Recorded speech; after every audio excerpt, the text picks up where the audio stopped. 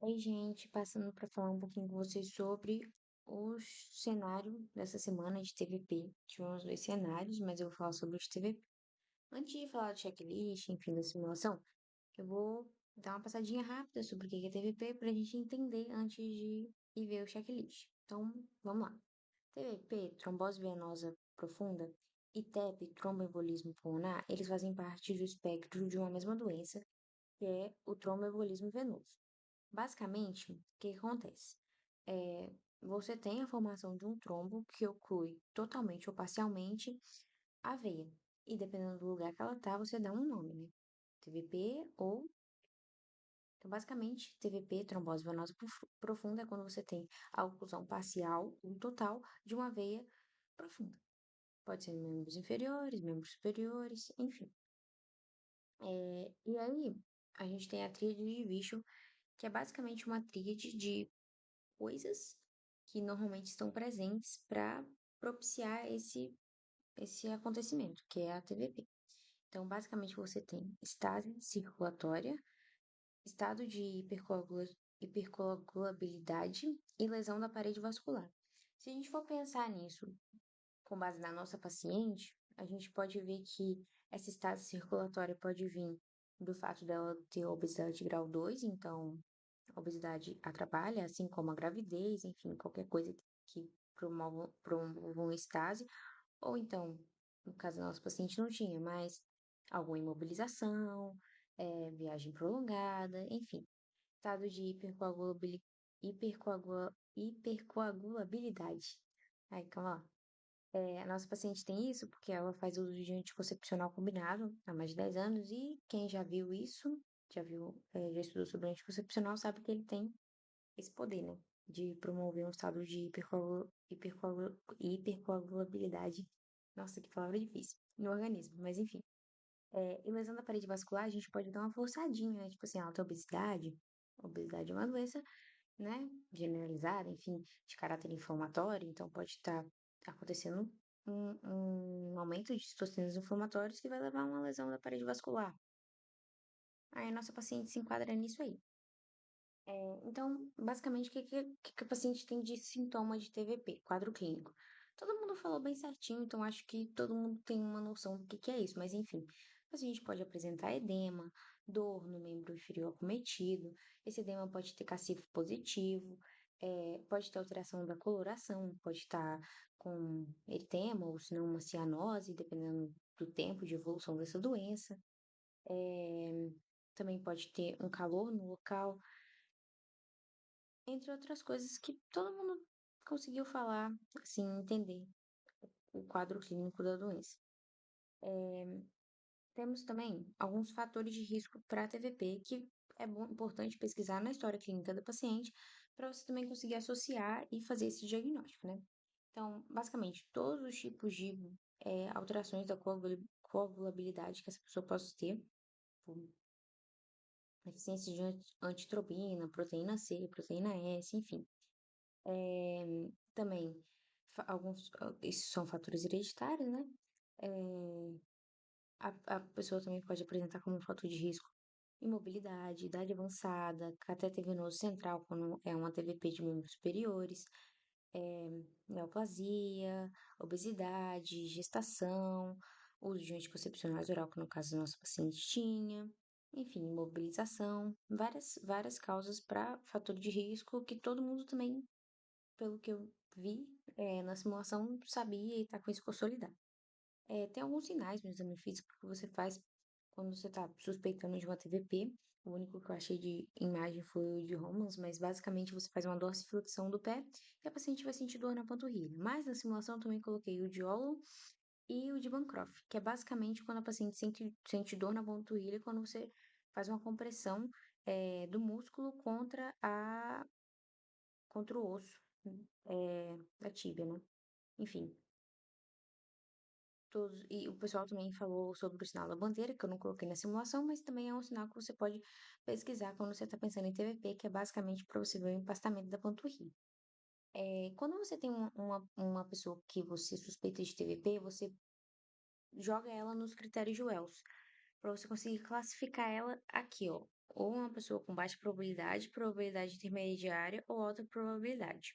Eu vou falar um pouquinho melhor sobre os critérios de Wells quando eu estiver falando lá na simulação, porque aí a gente vai ler todos e vai classificar nossa paciente, mas basicamente é como se fosse um critério para rastreio, para você conseguir classificar o seu paciente e daí você saber qual conduta tomar. Então, basicamente, você chegou lá, um paciente que tinha um quadro clínico sugestivo de TVP. Você aplicou o score de Wells. E aí você classifica em TVP provável ou improvável. Se for improvável, você vai pedir um dedímero. O dedímero é um exame laboratorial e o nível de dedímero ele aumenta com a atividade da plasmina sobre os coágulos de fibrina. Então, o dedímero não é um exame específico para TVP, mas ele tem alta sensibilidade. Então, todo tipo de doença que causa um aumento da atividade da plasmina sobre o coágulo de fibrina, você vai ter um aumento de dedímero. Então, não é só TVP. Então, você tem que ter um quadro clínico e o exame positivo para você, né, colocar aí como um fator positivo para TVP. O dedímero pode estar aumentado também. Neoplasia, cirurgias, insuficiência renal, queimaduras, enfim, outras manifestações de doenças. Mas ok. Se é um paciente com TVP improvável, você pede dedímero. Se é um paciente com TVP provável, você vai direto para a ultrassonografia. Se o dedímero vier positivo, aí sim você pede ultrassonografia. Então, basicamente, você classifica o seu paciente provável e improvável, vê se você vai pedir dedímero ou não. A ultrassonografia, você tem que pedir completinho. Eu quero uma ultrassonografia com Doppler venosa do membro inferior acometido. No caso da nossa paciente, era o membro inferior esquerdo.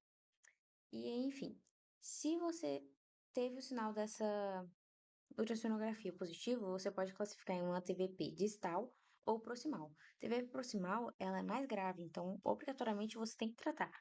A distal, você ainda pode avaliar os riscos para saber se o paciente tem um alto risco, um baixo risco, enfim, para saber quando você vai tratar ou não. Mas basicamente, você aplica o Scott Wells, coloca ela nesse fluxograma aqui para você entender o que que você faz com o paciente. Além disso, tá, aí agora a gente vai pro tratamento, né? Tratamento, todo mundo falou certinho, assim. Farinha de baixo peso molecular, primeiro, né, primeira linha de tratamento, os primeiros 10 dias.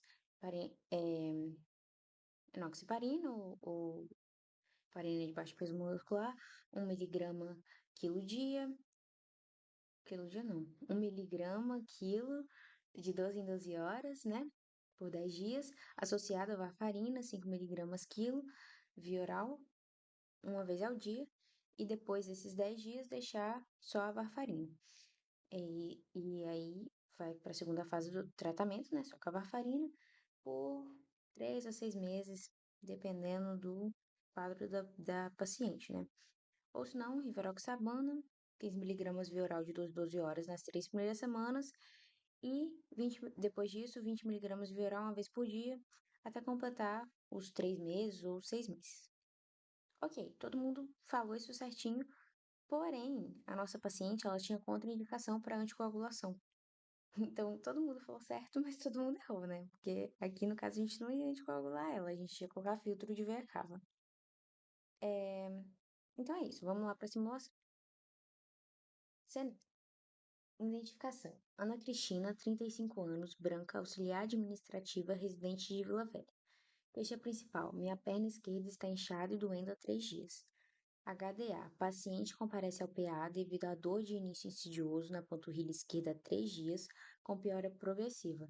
Refere sensação de peso na perna, nega febre ou trauma, nega viagem e mobilização recente. História patológica pregressa. Obesidade grau 2.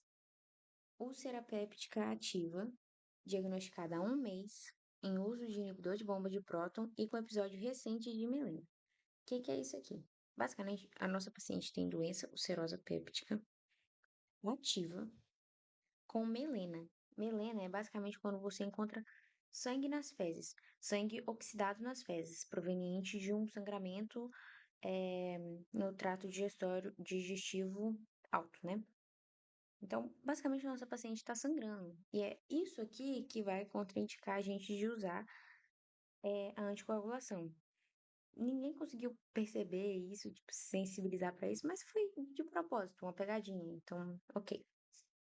Uso de anticoncepcional oral combinado há 10 anos. Todo mundo viu isso aqui como um problema, então, muito bom. Nega estilismo e tabagismo, nega cirurgias prévias. História familiar, mãe com histórico de embolia pulmonar, então ela que tem um histórico familiar positivo. Tarefa 1. Realize o exame físico dos membros inferiores. Tarefa 2. Qual a principal hipótese diagnóstica? Tarefa 3. Aplique o score de Wells para esse paciente. Tarefa 4. Solicite os exames laboratoriais de imagem pertinente. Tarefa 5. Qual o tratamento mais adequado para o paciente? Justifique. Tarefa 6. Cite uma complicação da doença em questão. Então vamos lá. Tarefa 1. Exame físico. Checklist básico que ainda tem gente que erra, não sei por quê. Mas então, se apresentar para o paciente, pedir consentimento, explicar o procedimento, lavar as mãos, se posicionar à direita do paciente. Básico do básico do básico. Aí, gente, exame físico normal, inspeção, palpação. No caso aqui, na inspeção, eu ia falar que você viu um discreto edema em membro inferior esquerdo e você tinha cacifo negativo. Cacifo negativo, no caso, era na palpação, mas enfim, a maioria das pessoas, falou edema, já perguntou cacifo. Ok. Muita gente perguntou aqui, eu vejo veias superficiais, eu vejo coloração, cianose, enfim. A nossa paciente não tinha nada disso, mas importante que vocês tenham, eu ver de vocês perguntando, para eu saber que vocês estudaram, então todo mundo tinha noção do que pode ter num quadro clínico de TVP. Palpação.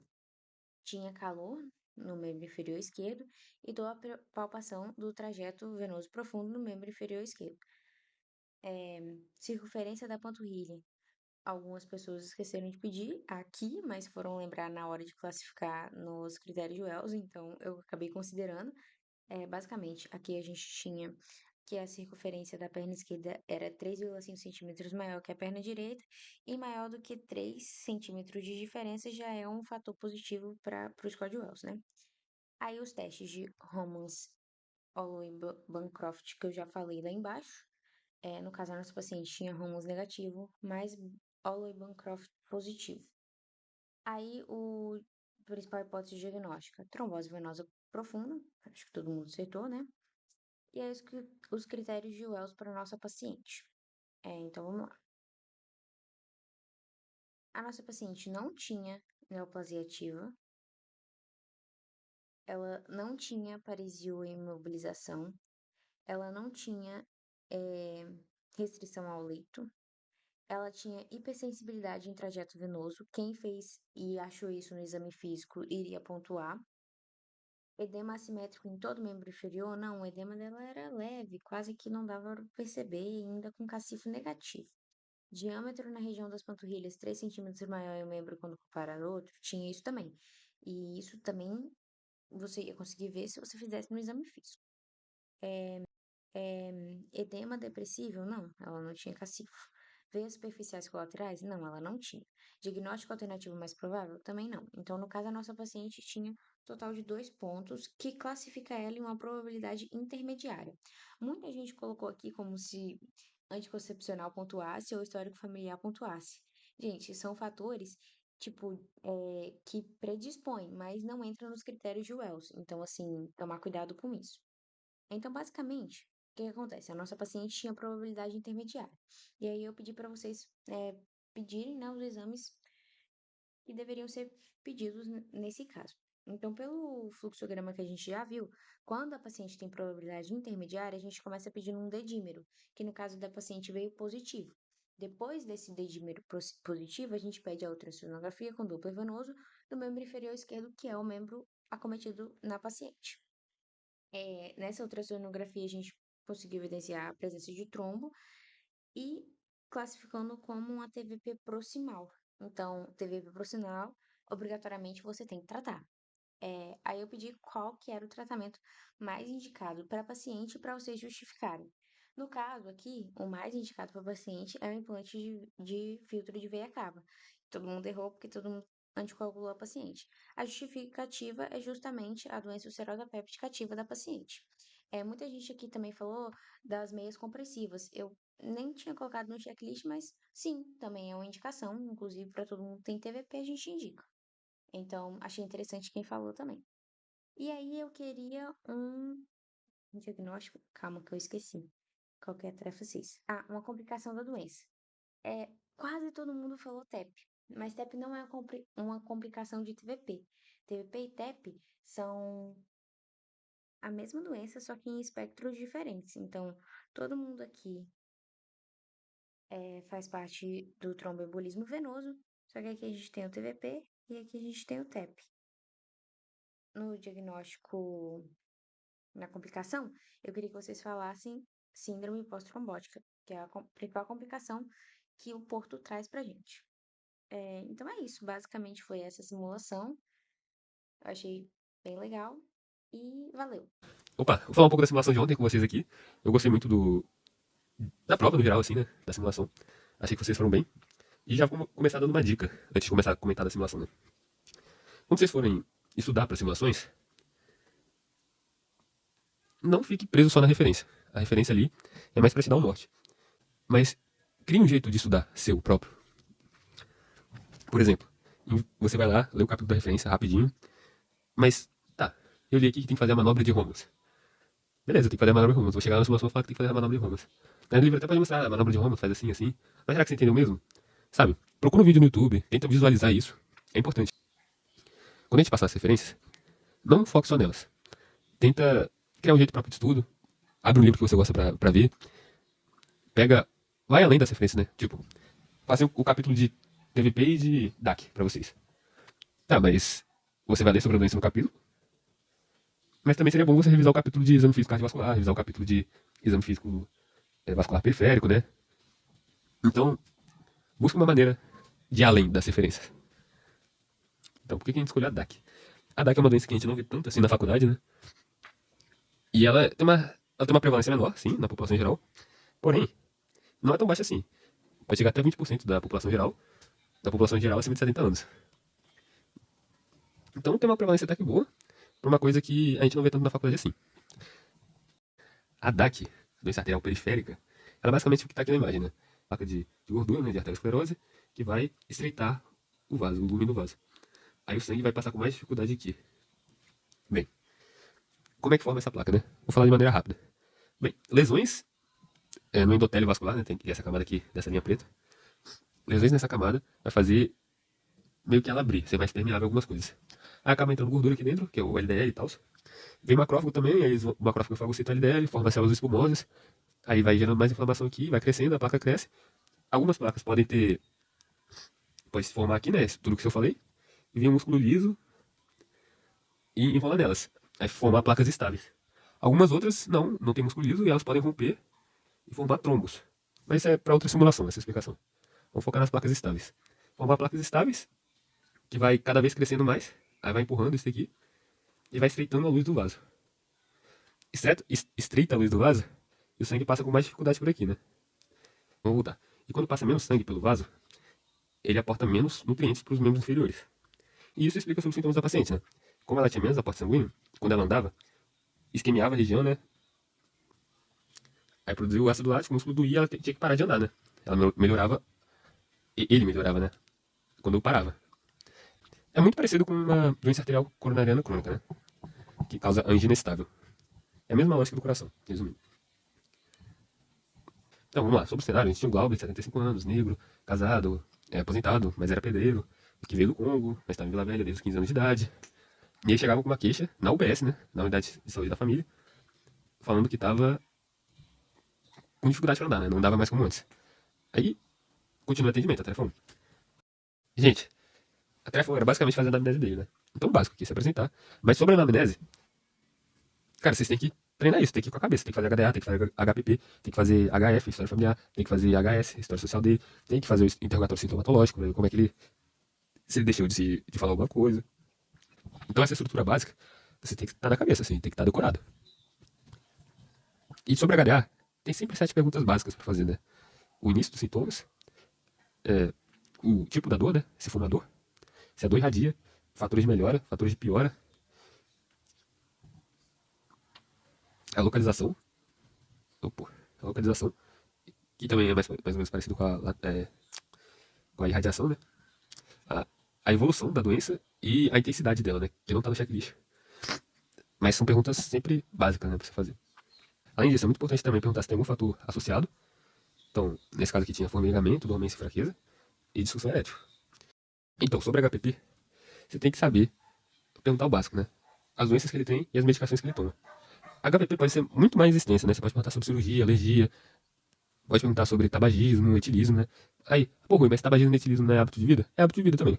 Só que, se ele for um tabagista crônico, isso sobe para HPP, né? Porque é um problema, né? Tabagismo é uma doença. Então, sobe. Mesma coisa que o etilismo. HPP você pode perguntar também sobre histórico vacinal. Pode perguntar muitas coisas. Mas o básico é você perguntar a doença, há quanto tempo ele tem aquela doença e as medicações que ele toma para aquela doença. O básico é o mínimo da HPP. Então aqui ele era hipertenso, ele fumava e ele tinha uma dislipidemia conhecida. As medicações, sempre que você for perguntar, toma alguma medicação? Toma. Aí você pergunta, qual? E pra quê? Então ele vai falar que tomava losartana, bisoprolol para hipertensão e atorvastatina para dislipidemia. Aí, tá, ele respondeu as medicações, só que você tem que perguntar como você toma essas medicações e qual que é a dose. Porque isso influencia muito. Pô, eu tomo losartana, 50 mg, uma vez por semana. Não, porra.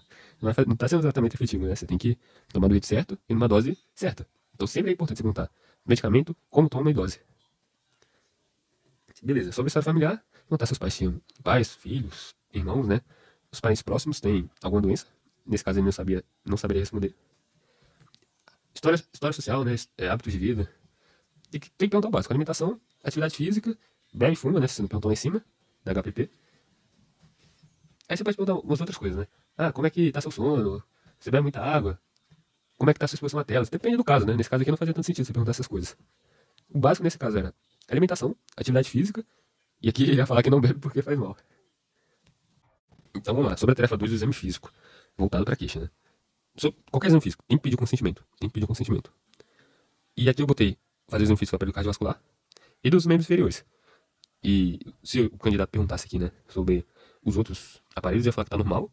E também era importante diferenciar de causas neurológicas e articulares, né? Porque, claro que vocês vão estar mais no viés, né, que é a doença arterial periférica, porque estava nas referências, mas na vida não vai ser assim. Então você tem que diferenciar de causas neurológicas e articulares também, é importante. Por que eu pedi a parte cardiovascular também, além dos membros inferiores? É porque, mano, se ele tá com um problema na perna, provavelmente o problema da artéria dele na perna pode estar em outras artérias, como no braço, como nas carótidas, como na femoral. Então você tem que fazer nas coronárias, nas artérias renais, tem que avaliar várias partes do corpo para ver como é que ela está afetada, né? Então, vamos lá. Exame cardiovascular básico, né? Ausculta, medir a pressão, né? Porque ele era hipertenso, então tem que medir a pressão dele. Palpar todos os pulsos, que é basicamente a explicação. Você vai palpar os pulsos periféricos e centrais, né? O carotídeo aqui. E é muito importante, tem que palpar e auscultar. Porque se você tiver. Você palpou, tudo bem. Auscultou um sopro, provavelmente tem uma obstrução naquela artéria. Então você já ganha mais um dado no seu exame físico, sabe? Então vamos lá. Palpar os carotídeos, o radial, o nar, botei aqui porque tá no livro, mas acho que ninguém palpa o nar, né? Femoral, poplíteo, é um pulso muito difícil de palpar, extremamente difícil de palpar o poplíteo, o tibial posterior e o pedioso. Palpa todos, ausculta todos, pra ver se tem sopro, beleza? De membros inferiores, o que eu queria de vocês? A inspeção, aí eu te dar essas informações aqui, pedir a circunferência. É importante você medir a circunferência de todo mundo, assim, que tem uma queixa na perna. Porque mesmo que não tenha uma diferença de 3 centímetros, né, pra você pensar em TVP, mas tem que ver se tá com uma circunferência de conturia boa, né? Se não tá abaixo da média, principalmente porque ele é idoso também. Então, palpação, ia te falar que a perna tá um pouco mais fria, a perna direita tá um pouco mais fria que a esquerda, né, porque tinha uma obstrução. E a manobra de elevação das pernas, que eu acho que ninguém fez. Basicamente você vai levar um membro inferior que tá comprometido e ele vai piorar, basicamente. Porque vai diminuir ainda mais a perfusão dele, que já é baixa, né? Então ele vai ficar mais pálido, vai ficar. E pode ficar um pouco mais frio, e pode ter uma reação, tipo assim, maior quando você abaixar a perna, né? De pálido pra vermelho, né? Não sei se deu pra entender, espero que sim. Outra coisa, paciente. Cara, o cara falou pra você, porra, quando eu tô andando, dói. Manda ele andar na sua frente pra ver o que acontece, como é que tá a marcha dele, né? É importantíssimo isso, você fazer isso com ele. E o tempo de enchimento capilar. Que essa nem eu sabia. Eu descobri quando tava lendo o capítulo, né? Eu nunca imaginaria de medir o tempo de enchimento capilar da perna, do dedo do pé, né? Mas tava lá no livro, né? Então a gente botou aqui que tinha que medir o tempo de enchimento capilar. Aí você media nos dois dedos do pé. Você vê que no meu inferior direito tava muito mais alongado do que o do esquerdo. Achei legal isso daqui. E esse exame eu fiz. Tarefa 3. Deu o diagnóstico sindrômico do seu paciente. Deu o diagnóstico sindrômico do paciente. Aqui, a gente tem umas divergências, né? Uma pessoa só acertou, né? Que é a claudicação intermitente. O resto tudo falou em insuficiência arterial periférica. Acredito também por causa do viés do livro, das referências, né? Porém, depois que aconteceu a simulação, eu fiquei realmente na dúvida. Eu vou confirmar com os professores na semana que vem o que eles acham, se é um diagnóstico sindrômico mesmo. E eu volto com a resposta semana aqui no grupo, tá bom?